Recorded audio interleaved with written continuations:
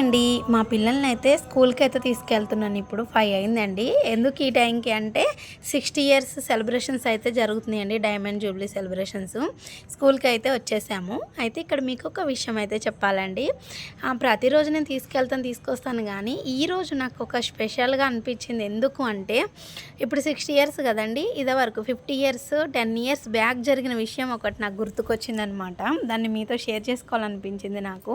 మనసుకి చాలా బాగా అనిపించిందండి. ఎందుకంటే 10 ఇయర్స్ బ్యాక్ ఏం జరిగింది అంటే, నేనప్పుడు ప్రెగ్నెంట్ అండి.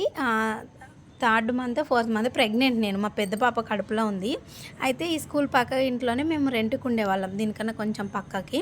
అయితే అక్కడ ఉన్నప్పుడు ఆ పక్క రూమ్‌లో అక్క వాళ్ళు పిల్లలు ఇదే స్కూల్ చదివేవాళ్ళు.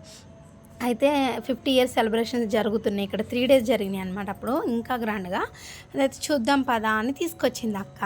అయితే ఈయనేమో ప్రెగ్నెంట్ కదా! వద్దొద్దు ఎట్లా నడుస్తదేమో, మళ్ళీ జనాలు బాగా వస్తున్నారు. ఎందుకంటే హీరో నితిన్ చదివింది కూడా ఇదే స్కూలు. ఆయన వస్తున్నారని ఇంకా జనాలు ఎక్కువైపోయారు. అయితే వద్దొద్దంటే ఏం కాదులే వెళ్దాం పదండి అని తీసుకొని వచ్చింది అక్క. వచ్చామన్నమాట.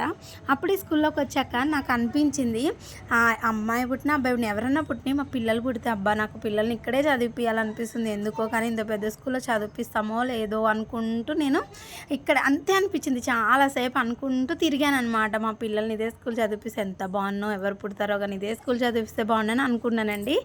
అయితే కరెక్ట్గా 10 ఇయర్స్ తర్వాత మా ఇద్దరు పిల్లలు ఇదే స్కూల్ చదువుతున్నారు. ఇక్కడ కూర్చోగానే అప్పుడు నేను ఏ కలర్ డ్రెస్ వేసుకుని ఎక్కడ కూర్చుని అన్నీ గుర్తుకొచ్చినాయండి. భలే అనిపించింది.